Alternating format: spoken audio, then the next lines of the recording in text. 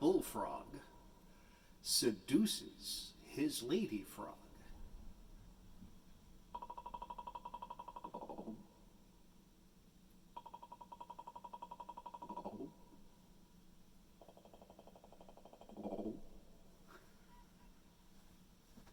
Just like that.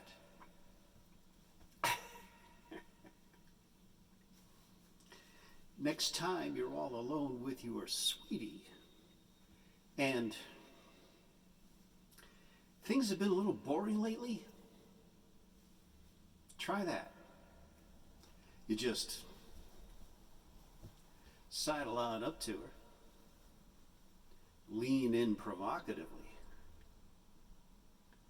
and go.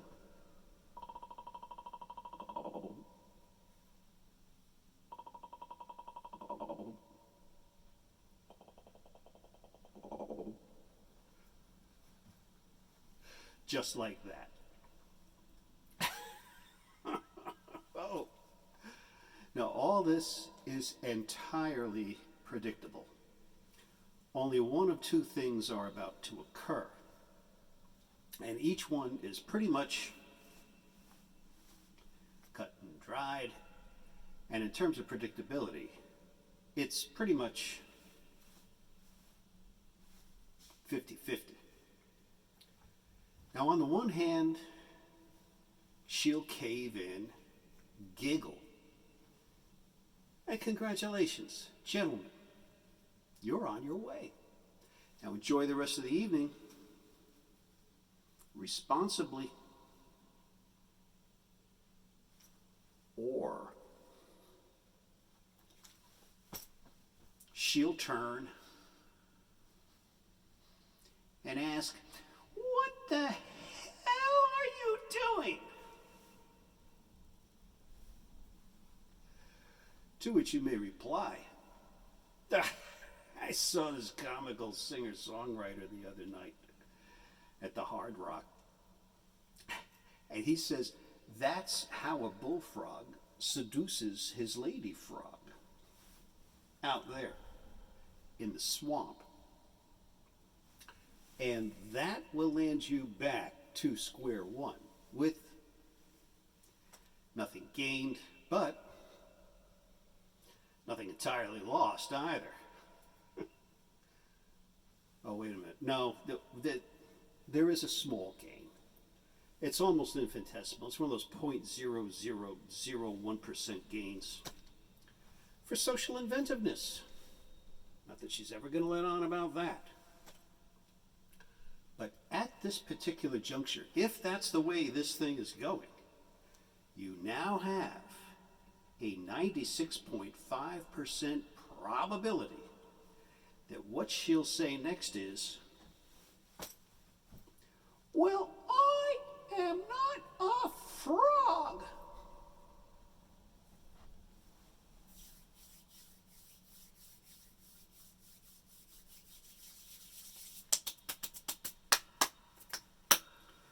To which you may now reply, "Exactly." Follow that up with, "And this isn't any swamp either, is it?"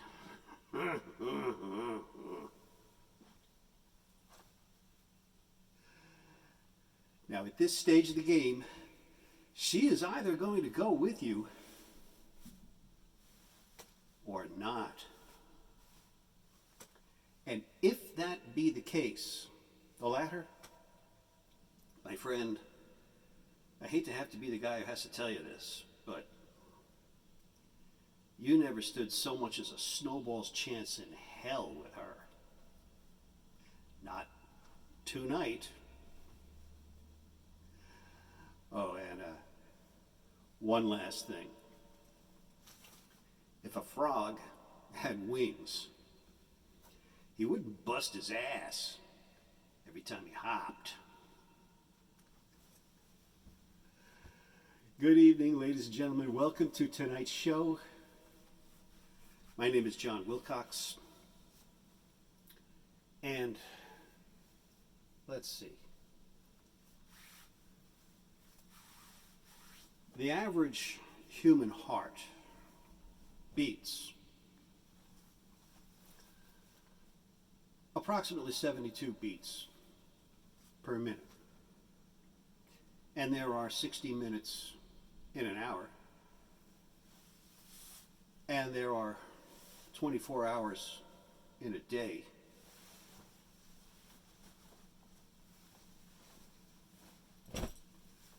$365 days in a year. And let's go with the more reliable 1990s national statistics. Average human lifespan 72 years. All right. So that's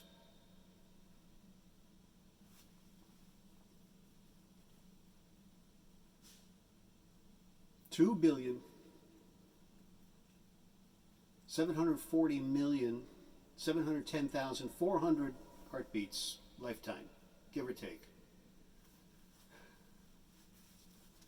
So lighten up, huh? Come on.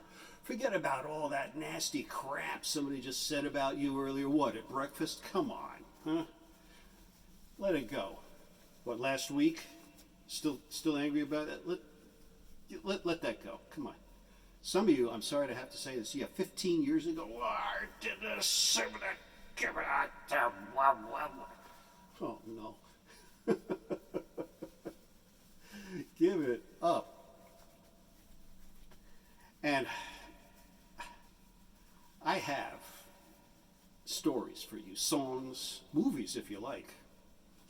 And all of it is laced with that intangible stuff that you can only find on planet Earth when you use your imagination. So here we go. Now I've been painting houses for the last 30 years. Working my ass off. And if you want to be an independent house painter like I was, you have to major in funny. And yeah, and I do all my own taxes. I take advantage of every legal loophole. Every single one. Yep. Every possible deduction, that's mine. I take it. And I whittle that adjusted gross income number down to its tiniest little nubbin that I can possibly get it. And I save all my receipts all year long in boxes, and I staple them all together with addendum. And when I send in my return, I drive those guys absolutely crazy. You know what these are, don't you? Right. Magnifying reading glasses. This is what those guys need when they do my return.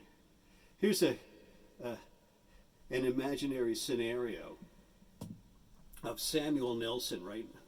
33 years an IRS agent. He by the luck of the draw, he got my return. And here he finally gets it. His buddy over here is Jimmy Adamup, a 15-year veteran. These two are buddies. They've been back and forth in the same cubicle for decades now. And Samuel Nelson got to line 36. Oh, shit.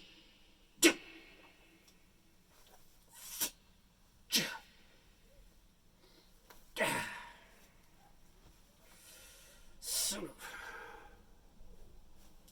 Yo, Jimmy, come here. No, you're gonna love it. Look at this guy. Look at this. Independent, self-employed house painter, right? Look at this, line 36. Normal business expenses. This guy's claiming $8,743.63 that he spent on beer last year as advertising. Jimmy Adamup comes over and says, "Oh yeah.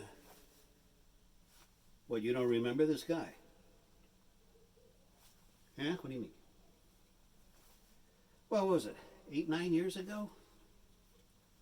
A $36,000 medical deduction for a luxury surfing trip to Tahiti. claiming psychological counseling. Oh, it went right upstairs. Yeah, no, the old man had a fit. Called in legal. Bottom line, too slippery. Move on, Samuel. We don't want another lecture about dotting every I and crossing every T again, do we? Come on. Come on, get with it. Imaginary. And I minored in craftsmanship as a painter. And it doesn't matter, for the last 10 years, all my clients have been millionaires anyway. They'd get that joke. But I'm what the U.S. government deems as working poor.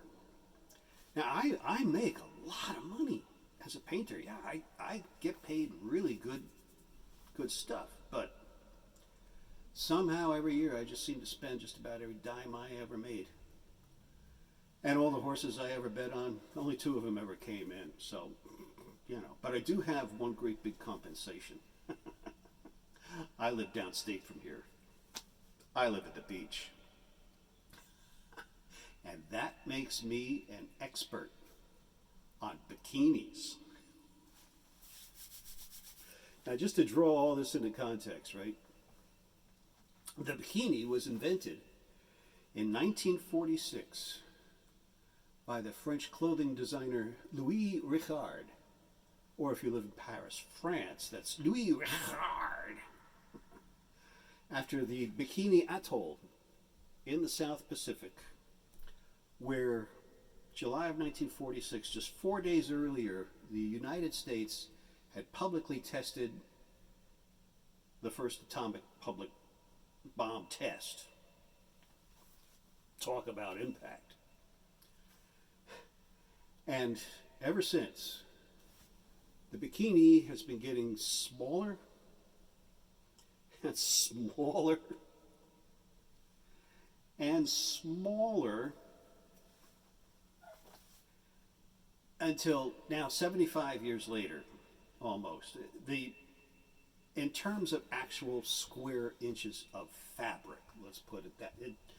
In terms of actual square inches of fabric, everybody see this inside my index and thumbs here. That's approximately 10.5 square inches right there. By contrast and comparison, this here, inside my hands, this space here, this is 18 inches roughly. Okay. Here's 10.5 square inches. We passed that out here on the beach 2 years ago. The rest is just string. There ought to be a warning on the label. No, especially for those poor old geezers, right? Just had the heart transplant, that mitral valve adjustment, whatever. The cardiology group says, oh no, Grandpa, you got to get out there. Get on the boardwalk, get your walker. We want you going. I don't care if you're wearing your slippers and your PJs. Get out there. You have to do a quarter mile, okay? Now get out there. And he's like, all right. And the nubile young thing wearing 10.5 square inches of actual fabric and the rest is string.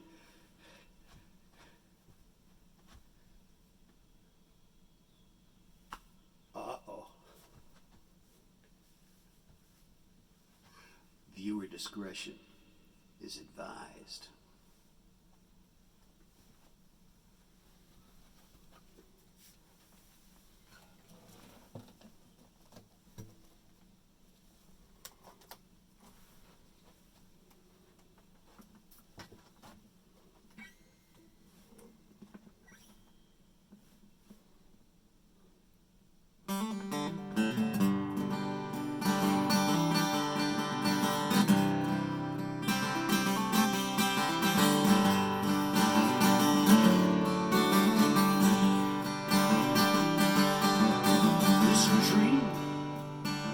It's not just one man's vision.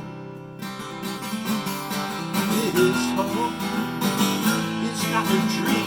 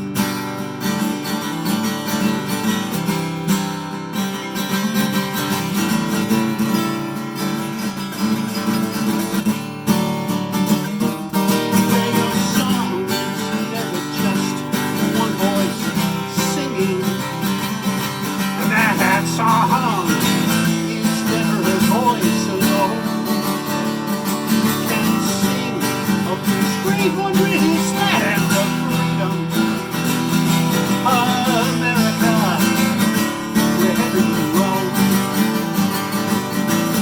Your land is known as everybody's country, and your heart is yours and yours alone.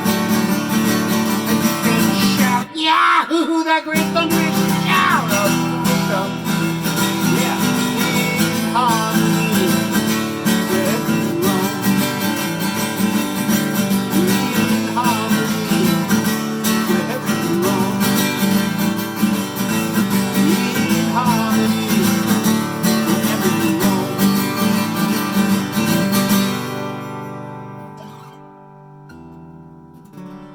Well, good afternoon and welcome to today's show. My name is John Willcox. Thank you for that. And this is my idea for a short 57-minute movie called Lunch Hour, which I will eventually sell to the networks as a 90-minute televised event. And I will be just thrilled when that day comes to be interrupted with 33 minutes of commercials, followed by even more commercials, and then more commercials after that, which will taint the intangible artistic content, but this will put the large amounts of U.S. federal greenbacks into a money market, the interest-bearing retirement account, and I will probably just scrape by when the lawyers and the IRS are through with me. So here goes nothing.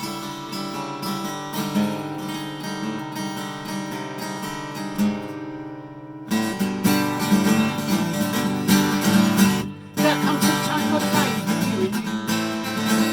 Those trophies of these games are loose and strewn. All that is of love that is in your overflowing atmosphere. Returning. Time passes quickly for us. Even so pissed, I'm only for a reason. Let's see the grave beneath the heart of this room. For a baby finds sovereign room. The summer sun of all of fire burning. See it only a part of your wheel that keeps on turning.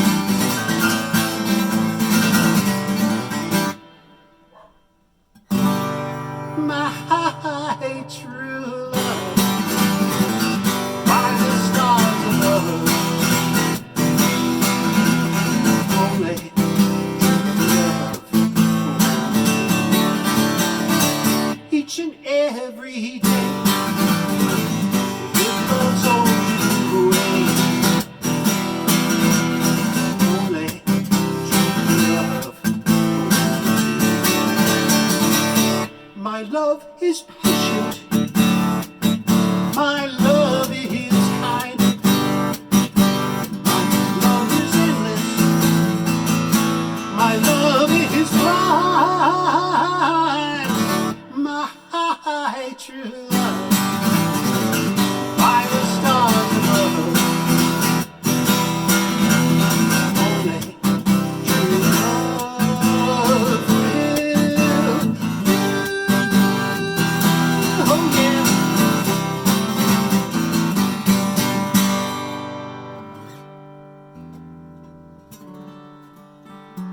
So since I couldn't afford to hire and rehearse an entire symphony orchestra,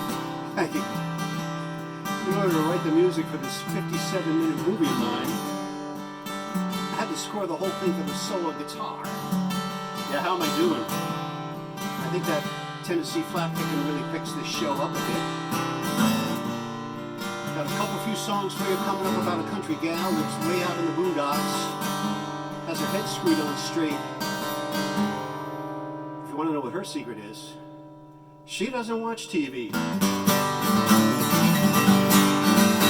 Fishing up the wind and waves and tides, that's the freedom history provides. One in the struggle to those who descend, but they'll get caught in a wheel that keeps on turning.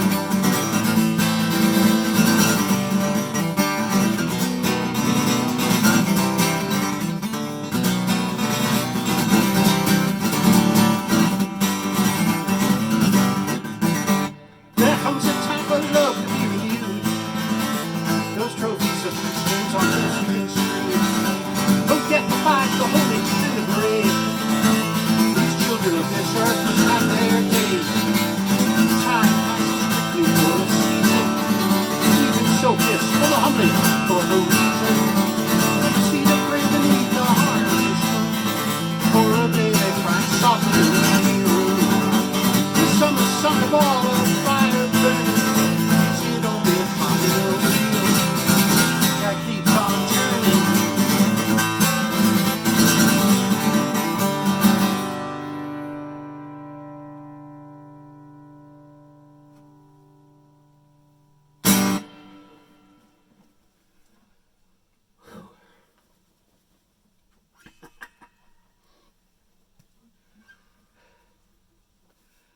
Well,